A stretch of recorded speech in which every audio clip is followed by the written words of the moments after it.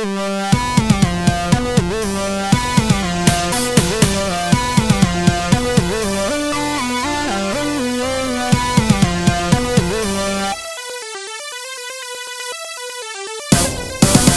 YouTube, the A-Trap here. First time back in a very long time, and we are going to go ahead and do a tutorial for something I've done on my Facebook streams. We've built a sorting system, and it is pretty efficient, and people have said they want to hear about it. So we're going to go ahead and build it up right now. Now, to start with, we're going to build a section that was designed by Gnembon. I can't find a great tutorial on actually constructing it, so I'm going to go ahead and do it anyway. But all credit goes to Gnembon, and I'll give you a link to his video where he describes the sorting system and how it functions. But he doesn't do a great description of exactly how to build it. So that's what we're going to do here. Alright, so what we've got is we've got a little platform here, and it is 9 blocks wide in this gap, and I did some quartz stairs here because I did the white iron for the building block, but obviously this could be whatever you want. Just make sure that this row is either stairs or slabs or open or something. You don't want to have a full block here or you won't be able to open your chests. And then we will need to have 3 blocks of building space below this, as well as several blocks back. So yeah, I'm currently building this off the ground, but obviously you can just dig out that hole wherever you need it, and that's how we're going to go about it. Now I'm going to go ahead and place in all of my chests. These could be single chests, or they could be shulker boxes, or anything that can take items, really. They just need to be something here. I would do double chests if it was me, as I find that to be super useful. And now what we're going to do is we're going to come around the back side, now that all these chests are in, and get in line with this. And we're going to want to move back a block and over a block. And place a block there, move back 2 blocks. Or have a space of 2 blocks and move over 1 block to the outside and place a block there. And then we'll want to place a block right there. So that is that orientation. What we're going to now do is place a repeater facing in this direction, a repeater facing in that direction, a repeater on 2 ticks facing in that direction, and a repeater on 3 ticks facing in that direction. We'll stick a comparator here, put it on subtract mode, and we'll place redstone dust here, here, here, and here. Then we'll stick a repeater right here, as well as a repeater here, and here. So right here we will put in a short pulse extender, and whoops, power that up. Then right here we're actually going to do a nice long pulse extender.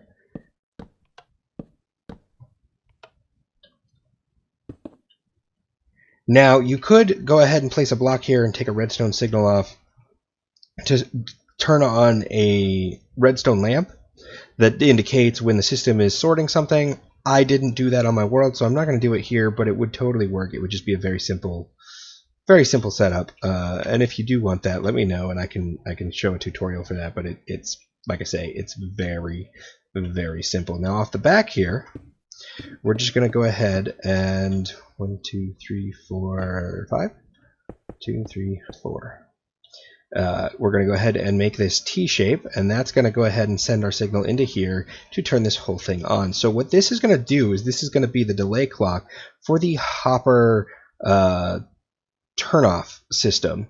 And basically, I'll explain that in more detail later, but that's what this all is. Basically, it's going to take a signal from here that will tell us when there's items in the system, and it will turn on a system that will, using this right here, turn on and off repeatedly. And I can demonstrate that by just powering this up. What you'll see here is this will turn on and off, and basically that's going to be the sorting system operating on this side. So that's going to be allowing the items to drop through slowly and get pushed into these boxes. So we will get into more detail of exactly how that works later, but I just wanted to go over that really quickly. So what you're now going to want to do is come along this backside and go ahead and place in some form of light block. You're going to want that so that this doesn't start causing any kind of lag with all the redstone torches and things that are going to be in this area. We'll have a different way of dealing with that here, but for this side, we need to make sure that the light level doesn't adjust when the redstone turns on and off, or you're going to end up with a lot of lag in your server or your whatever you're using. So we want to make sure that we are lag friendly. We're going to go ahead and place in a building block here. I'm using iron. Obviously, you can use whatever you want, but we will use iron.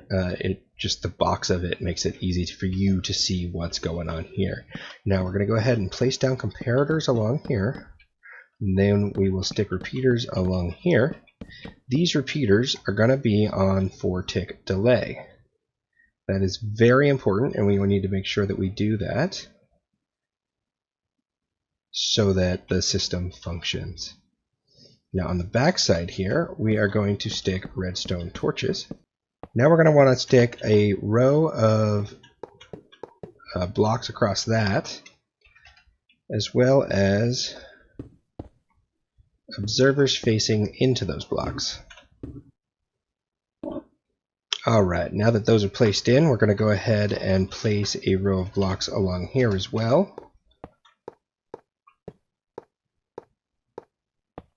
Again, we don't need this one in the gap.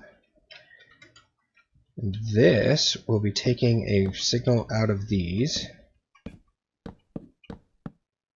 Again, on a full 4 ticks.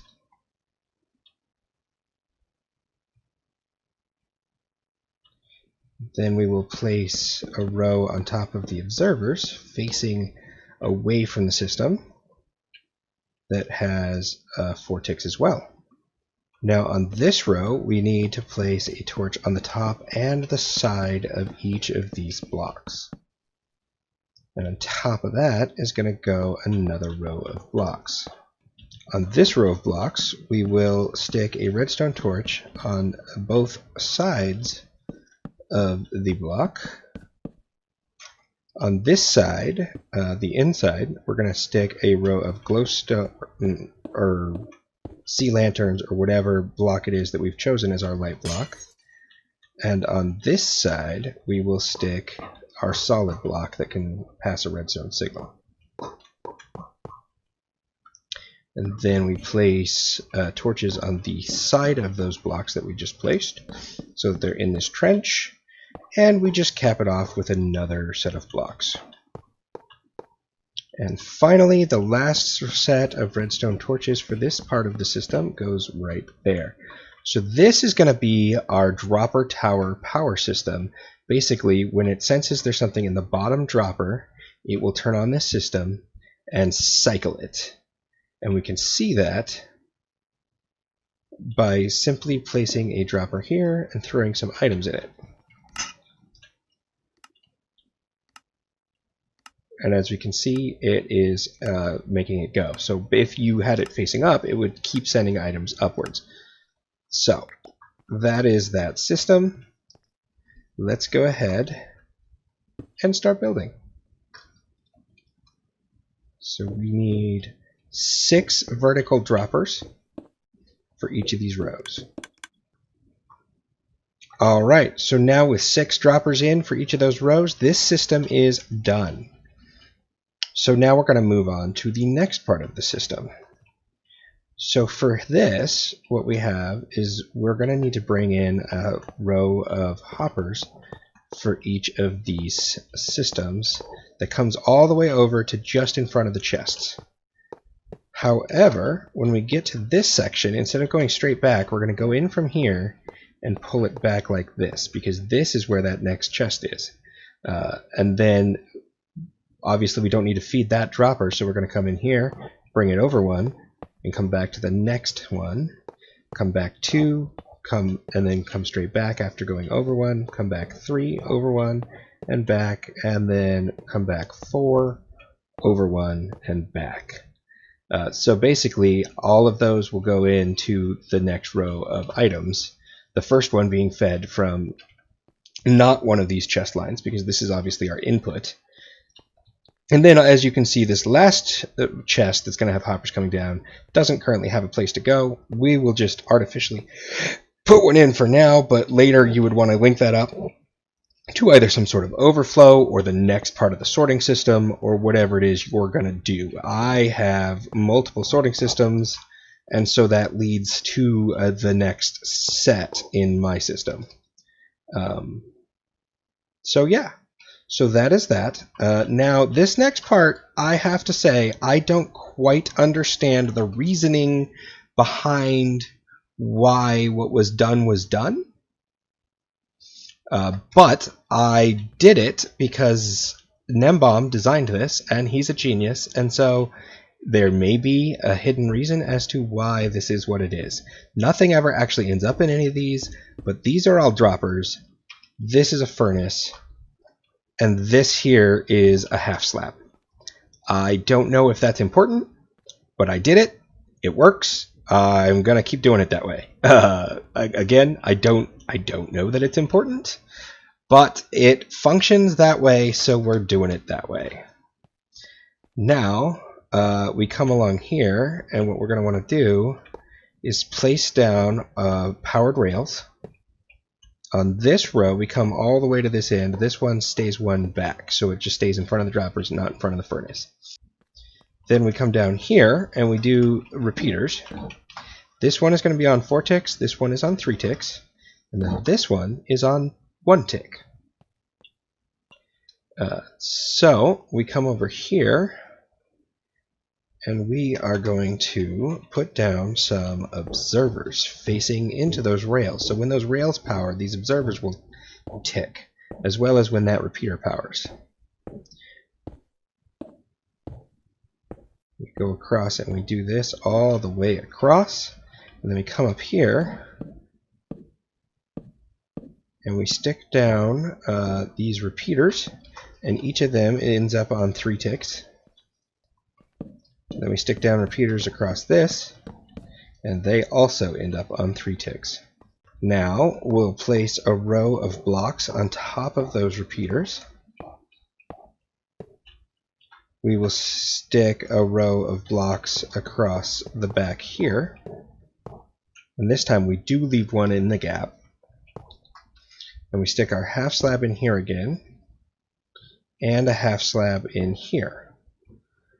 Now we do the same rails as the way we did it below, where we go all the way back to 2 back, and then here we go all the way till 1. And we place our 1 tick repeater, our 4 tick repeater, and our 3 tick repeater. Now we come on in here, and we do the same setup with the observers. And the same setup with our repeaters. We then place another block on top of that row of repeaters. We place another set of rails on top of this row of observers. Place our half slab, and we do our redstone repeaters again. We do a last row of repeaters here. And we do our last row of observers here. So once you get done, that's what it looks like from the side. All of your repeaters are set properly. These are all 3 ticks.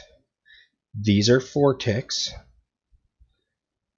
Over here in our feed, we have 4 ticks, we have 3 ticks, and we have 1 tick. And there's 5 rows here. So that is set up and done. So now what we need to do is we need to do our hoppers. So start off by placing a hopper facing into each one of these blocks. Obviously those can't push anything anywhere because they are going into blocks. Then go ahead and place a hopper into each and every chest. A temporary block in here, so that we can place our last row of hoppers here for that, but we'll obviously have to break these if we use full blocks. If we again use stairs or slabs, we'd be fine, but with the full blocks, gotta break them or those chests won't open. And now we have a couple of different options. You can use a dropper or a dispenser, or in my opinion, a chest works great.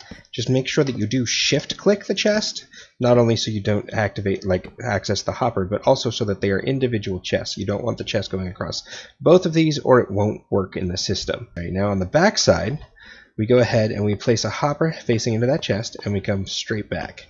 And we do that again for each of these first 4. But on, each of these first 5. On this side, however, we go ahead and come back 1 and over 1, and then come back. And then on this side, we come back 2 over 1 and come back. On this side, come back 3 over 1 and come back. And then this one comes back 4 over 1.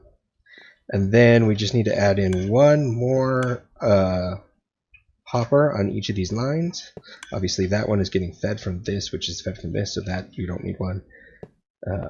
And that is that. So that is all done except for the line over here. So we need to go ahead and place a redstone dust on this, place down a block there, and we need a torch here, a block there, a torch there and there, a block there, and a torch there and there. So each of these repeaters has a torch that powers it, is how this works right here. And so then as it turns on and off, what we'll see is we'll see this line getting turned on and off, which turns on and off each of those 5. So how this system works is, as I mentioned before, this dropper gets items, and that gets sensed by this comparator, and it turns on this clock that goes ahead and cycles and shoots the items up into this hopper, which then sends it on around and then down this row. Now, this row, because they're hoppers, if it didn't have anything interacting with it, it would just keep sucking the item down, because the hoppers, this hopper will suck an item out of this hopper before this hopper has a chance to push it that way. Obviously, in this case, that doesn't matter, but in this case, that does matter, because if this hopper pulls an item out of this before it tries to push it in there, it can't ever push an item into there. So we need to lock this hopper so this hopper has a chance to do its job and push an item that way. So every single time, it will push an item that way if there's an empty spot in that chest that it can fit. So that's how the system works. Now, based on that, that means that you do need to always have every single spot in every single chest have at least one item. It also means that this part of the sorting system doesn't work for non-stackable items. To be honest, the entire sorting system doesn't work for non-stackable items. It just doesn't function when it comes to that. And I don't know of one that will actually sort those particular types of items in a sorted manner, if that makes any sense. You can sort them out from the rest of the items, but as far as actually sorting those items, I don't know of anything that will do that. But what we will see here in a second is I should be able to throw these items into a chest that we hook up. So we will run this back to here, and we will throw a chest down, and we can just throw all these items in. And what we should see, if everything is working properly, is we'll see that there's items here. This is getting turned on, this is activating, and items are getting shot up through. Coming over here, and then these are all turning on and off in cycle. And what that's doing is it's allowing these hoppers to lock alternatively. And as you can see, these are on when these are off, and these are on when those are off. And so that cycles the system and allows it to do it by row. So that had a chance to get into there if it could get into there. And what we should see is we should start seeing, yep, some of these items coming in here. And if we wait, all of the items will get sorted. Anything that didn't get a place will go into the next chest with an open slot. So because I haven't filled all of these chests, this chest will fill up with anything that's left. But if I had all of these chests filled up, then it would keep going all the way to the end and get shot out here, if it didn't match any of the slots that had an opening. So what I do recommend doing is, what I did was anything I didn't have a place for, I went ahead and I relabeled cobblestone, but you could choose any block, and call it something unique. I used the word sort. And so anytime I didn't want something to go into a particular slot, whether it was just a row of slots because I was saving it for something that I didn't have anything of to put in the sorting system yet, or whether it was a whole chest that I just didn't have anything I knew what I wanted there, or whatever, I just filled that up with a single item of sort, and then items can't go there, not even cobblestone, because cobblestone isn't called sort. So sort cobblestone and cobblestone are two separate items as far as this sorting system is concerned. And so that will allow you to sort all of your items individually. Now the problem with this system is, number one, it's slow. So it does take a fair amount of time to sort all of your items out this way. So you don't really want to use this system if you have a bulk amount of items that you want. So cobblestone, I would never actually sort cobblestone in a system like this personally, because I'm going to have double chest upon double chest upon double chest of cobblestone, and I don't want to have to set up this entire system for that much cobblestone. Additionally, you don't want to have, like when I grab cobblestone, I like to just grab an entire double chest of cobblestone, so I'll just quickly come in here and double click and take it all out. And I don't want to have to go back in and set it up like that so that it's sorted, which is for this system what you would have to do if you did that. And obviously while it's sorting, that's a little bit dangerous because it could get an item in here that isn't what you want here if you're not fast enough. But what you can do is you can just quickly click and then right click and do that and pull items out of this system, and it should be pretty okay. But there is always the potential for something to get messed up. Obviously, it's totally fixable. All you got to do is then take that item out, put in the item you want, and then resort that item. But so what I did was I used this for all of the minor sorting. So all of my things that can get made out of cobblestone, I put in a system down here. But instead of feeding this from a chest right here, I fed it from another sorting system above. Alright, so now if you wanted to build an expanded storage system, which I did, what you could do is you could go ahead and build out another sorting system just like this. And what you would need to do, though, is make sure there's a 3-block gap between where the actual items are. So as an example, what you could do is you could go ahead and start the next sorting system right here. And the reason it has to be 3 blocks is because of this part of the system right here.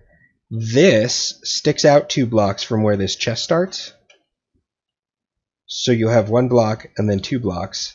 And then if you stuck the other system right here, this would power that system. So you have to have a 3rd block of gap right here in order for that to work. So you can go ahead and do that. And so what will happen is the next tower over there is going to end up right here.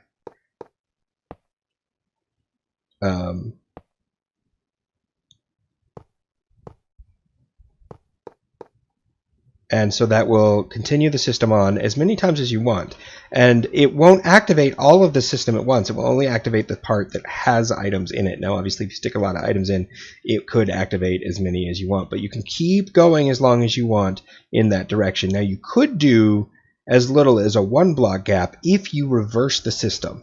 So what you can do is you can put the tower that activates this part of the system on the opposite side, and you could have only a 1-block gap in the middle, and you could make it work that way. But then you could only have 2 on a single row, or else it doesn't work. And if you wanted to keep doing 1-block gaps every other system, you'd have to have a 5-block gap in the middle of the 2 sets. So what I did was I just did a 3-block gap, and that worked fine for me. Also, there's nothing against cutting any number of rows. So you can't really go more than 9 because the hopper system doesn't work with more than 9 well. You might be able to figure something out that would make it work a little bit more, but you certainly couldn't go much farther. So 9 is the maximum, but if I wanted to just cut out the last 4 rows, I could make a 5-row sorting system, and that wouldn't be a problem.